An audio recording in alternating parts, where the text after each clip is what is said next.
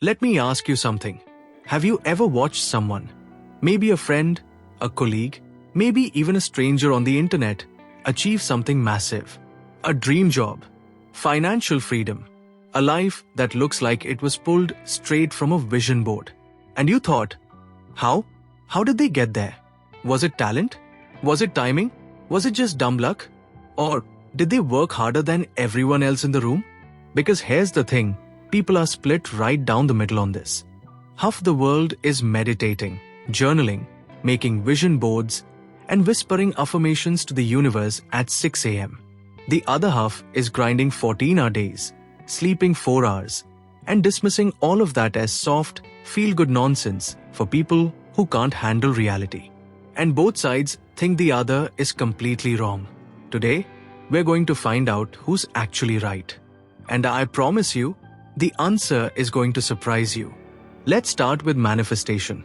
Because love it or hate it, you cannot deny how dominant this idea has become in our culture. The concept exploded into mainstream consciousness with The Secret back in 2006. Suddenly, the law of attraction was everywhere, on talk shows, in bookstores, in yoga studios. The idea was seductive in its simplicity. Think about what you want, feel it, believe it, and the universe will deliver it to your door like a cosmic Amazon order. And honestly, who wouldn't want that to be true? The idea that your thoughts alone can reshape your reality is one of the most deeply human desires there is. It's why every religion in history has had some version of faith, prayer, and intention setting. It's not new. It's ancient. The packaging is modern. But the core belief that the inner world shapes the outer world has been with us forever. Now, let's be fair to manifestation, because a lot of people dismiss it too quickly. There's actually something psychologically real happening here. When you write down a goal, visualize yourself achieving it, and repeat affirmations, you are doing something concrete to your brain. You're activating your reticular activating system, the part of your brain that filters what you notice. Ever buy a red car and suddenly see red cars everywhere? That's your RAS at work. When you focus intensely on a goal, your brain literally starts scanning the environment for opportunities, patterns, and connections related to that goal that you would have walked right past before. That's not magic. That's neuroscience. But here's where manifestation culture goes dangerously wrong. When it tells you that you just need to believe hard enough, that the universe is listening, that if you didn't get what you wanted, you must not have wanted it badly enough, it becomes something harmful. It shifts blame onto the person. It ignores systemic inequality. It pretends that a child born into poverty in a war zone just needs better thoughts. And that's not empowerment. That's delusion dressed up in spiritual language. Now let's go to the other side of the room, the hard work crowd. And this is the dominant ideology of ambition, especially in places like America, South Korea, India. The idea is clean and morally satisfying. You get what you earn. You earn what you work for. Sweat, sacrifice, discipline, these are the currencies of success. Sleep is for the weak. Rest is for retirement. And if you're not winning, you're simply not working hard enough. And look, there's enormous truth in this. Most of the genuinely successful people you'll ever meet are not lazy. Kobe Bryant was in the gym at 4 a.m. Serena Williams hit 10,000 serves a day. The founders of the world's great companies ran on caffeine and determination for years before anyone knew their names. Hard work is not optional. It is the baseline. It is the price of admission.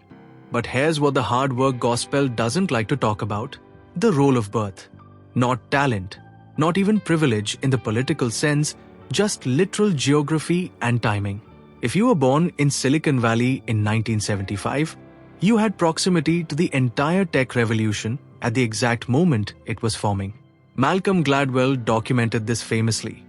An enormous percentage of the most successful figures in tech were born within a few years of each other, because the timing put them at exactly the right age when personal computers became accessible.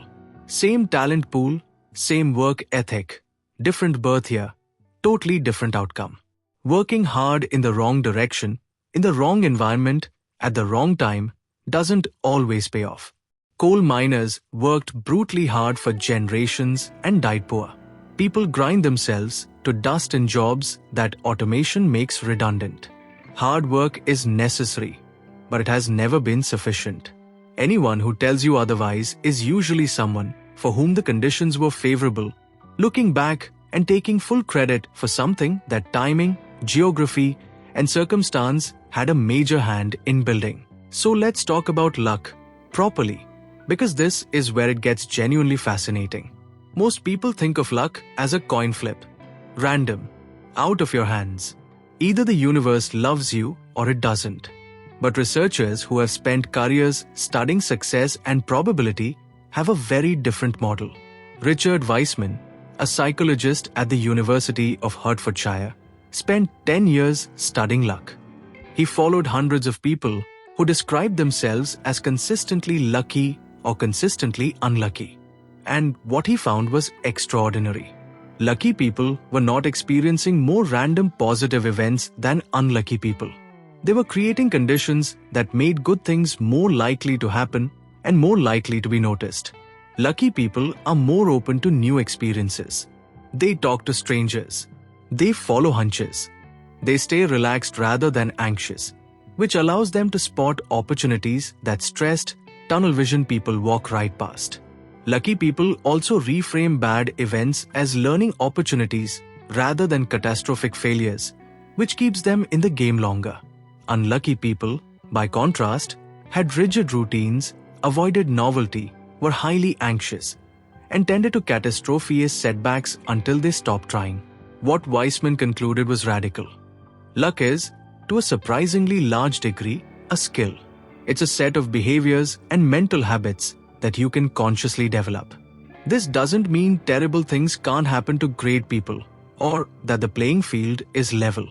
But it does mean that the gap between a lucky life and an unlucky one is not purely a matter of cosmic chance. There's also what venture capitalists call surface area. The idea that the more attempts you make, the more people you meet, the more experiments you run, the greater your probabilistic exposure to a life-changing break.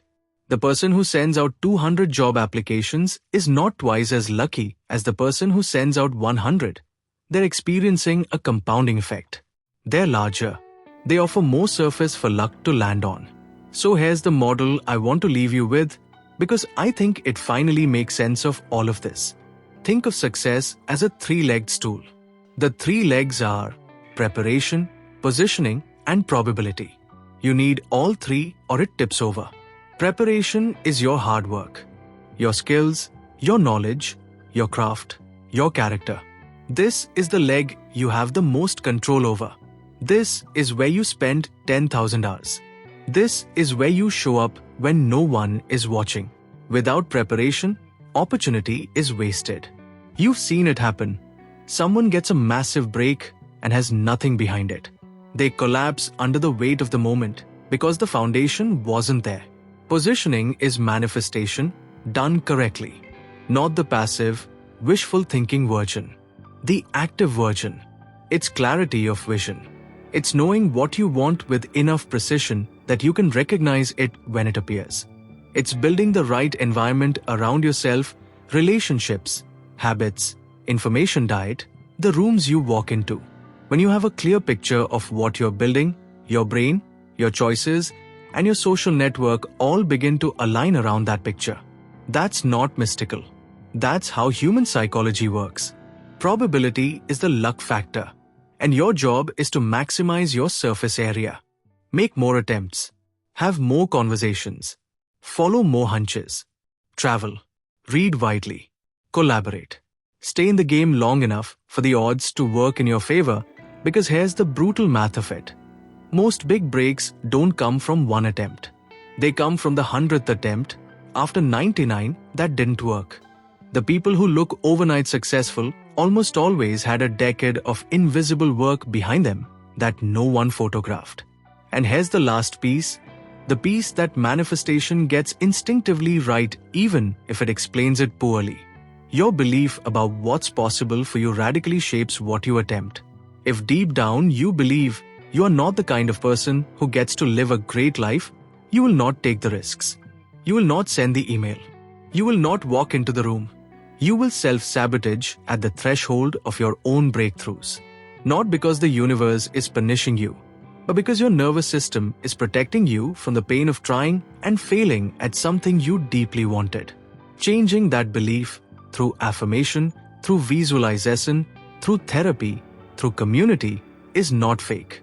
It is foundational. Let me give you something concrete to walk away with, because I don't want this to just be an interesting video. I want it to actually change how you operate. First, work hard on the right things. This sounds obvious, but it's not. Most people work hard on tasks that feel productive but don't actually move the needle. Separate your effort into two buckets: skills that compound over time and tasks that just need to be done. Pour your best energy into the compounding skills. Coding, communication, creative thinking, physical health, these build on themselves exponentially. Answering emails at peak mental energy hours does not. Second, get specific about what you want. Vague wishes produce vague results. Not because the universe doesn't hear you, but because your brain doesn't know what to filter for. Write it down. Make it concrete. Not "I want to be successful," but what does success look like on a Tuesday afternoon in 5 years? What are you doing? Who are you with? What problem are you solving?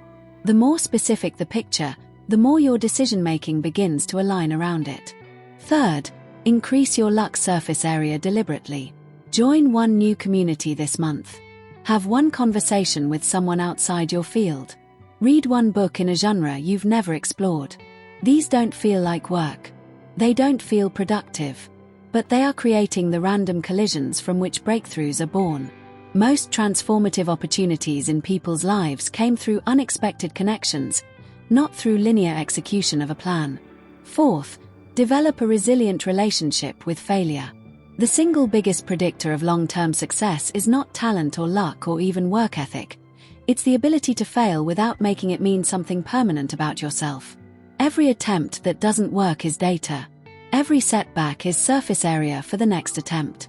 The people who win are not the people who fail the least, they're the people who fail the most and keep going anyway.